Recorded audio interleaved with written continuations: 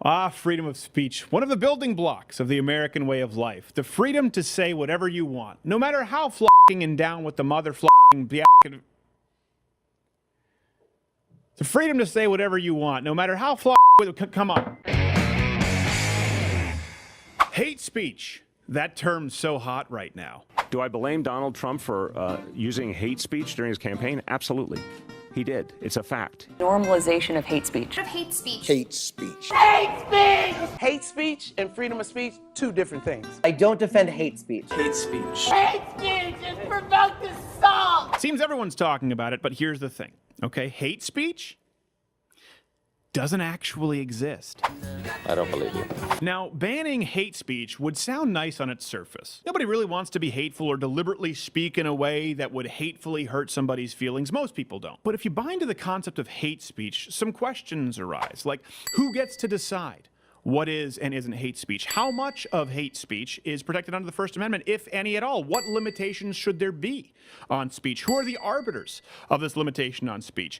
And where does the idea of hate speech, let's start with this, or political correctness actually come from? Why does it exist? Some will argue against this, but political correctness stems from something called the Frankfurt School. And when you hear someone refer to the Frankfurt School, they're actually talking about a group of scholars who were associated with the Institute for Social Research, founded in Frankfurt in 1923. When you hear the term cultural Marxism, this is where it comes from. Political correctness and cultural Marxism are one and the same. But let me read for you something that I think perfectly crystallizes this from Trenchroyer's Critique of Domination, Part 227. As advanced industrial societies developed, the individual was more integrated into and dependent upon the collectivity and less able to utilize society for active self-expression. So it's important to understand that the idea of political correctness from its inception was designed as a political weapon to silence voices of dissent, which is why the New Left in the 1970s often used it and adopted it themselves. And that's why what's politically correct is ever changing. Is it colored people or people of color? I don't know what. Is it gay, queer, or it? No one knows. And this is why political correctness or cultural Marxism, and they are synonymous, lends itself so fashionably to easy labels. Transphobic, homophobic, xenophobic, racist, bigoted, Uncle Tom, white privilege, mansplaining, all of these are slapped on people with politically incorrect opinions in an attempt to silence you. Was there a reverb on my mic? No, that's MTV's Decoded. Oh, no, that makes sense. So what does this mean more importantly than making society less fun and comedy suck balls or vagina or anything yet to be defined? It creates an inability to criticize bad ideas, bad ideologies, like Islam, for example, or the current illegal immigration problem, or the welfare state. So hate speech is inextricably tied to political correctness or cultural Marxism, and that creates intellectual conformity, or intellectual authoritarianism. And that's where you start to see things like safe spaces, or trigger warnings, or speakers banned from campus, or people with unpopular opinions banned from social media. And I know that can seem trivial, but today's social media outrage can be tomorrow's laws. And as we've seen, hate speech laws and political correctness destroys lives, as we see all across Europe. For example, these British men arrested for offensive anti-Islam comments. These people arrested for saying racist things on a tram. Or our very own friend Tommy Robinson, who is charged with inciting racial hatred with a flag that says "F ISIS." Shouldn't other Muslims want to F ISIS? Or this singer arrested for racism after doing a cover of Kung Fu Fighting at the wrong time because a Chinese passerby happened to hear him outside the bar. Mr. Go right through.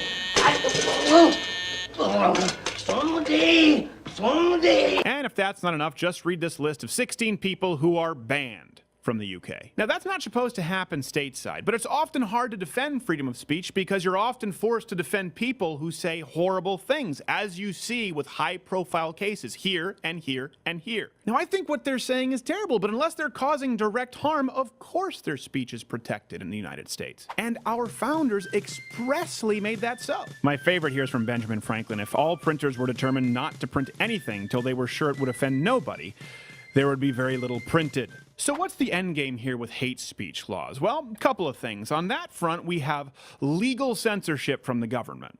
And that's a problem, but it's not nearly as pervasive as the one we face daily from cultural Marxism in the intimidation, the cultural authoritarianism of intimidating people into self-censorship. Sure, the government may not step in and tell you that you can't say something, but for fear of losing your job, for fear of being ostracized in society, for fear of being exiled as a racist, as a transphobe, or labeled with one of these life-altering names, people are intimidated into silence. At that point, the government's not required, which is the brilliant sleight of hand that you see from the modern left, as seen here by the ACLU, where they will defend legally one's right to freedom of speech, but they will hesitate at nothing to destroy someone's life culturally for saying the wrong thing. I know a lot of people don't like to acknowledge the spectrum of left versus right, but at a certain point, you do have to look at this. You do have to look at the First Amendment and say, okay, who am I linking arms with? I get it, political platforms change, but today, which side of the political spectrum is always trying to ban speech? Which side of the political spectrum is always trying to create a new acronym for fear of you losing your job? Which side of the political spectrum is always trying to ban people from campus, from universities, from media, from television?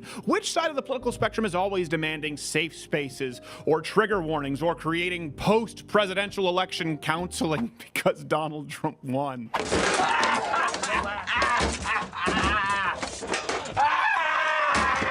On the contrast, think of your professors, think of websites, think of here on YouTube. Which channels, which outlets, which people on which side of the political spectrum are always demanding more open conversation, are always saying we believe a platform of more voices, not less, are always wanting to have an exchange of open ideas, are always wanting people to have the right to speak freely even if we disagree with them? Naturally, it's the political right, which is ironic because if you want progress in society, well, the most progressive thing you can possibly do is allow an open exchange of ideas and let the cards fall where they may. If you've learned nothing else today, don't be fooled into allowing people to separate hate speech and free speech.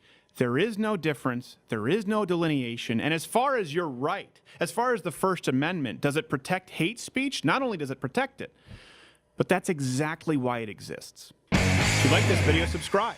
How? By clicking the letters that say subscribe. If you want to read the references or learn more, click my face to go to my website, or you can watch one of these videos playing in boxes next to me. It's the magic of those are boxes that are playing. We used to call them talkies.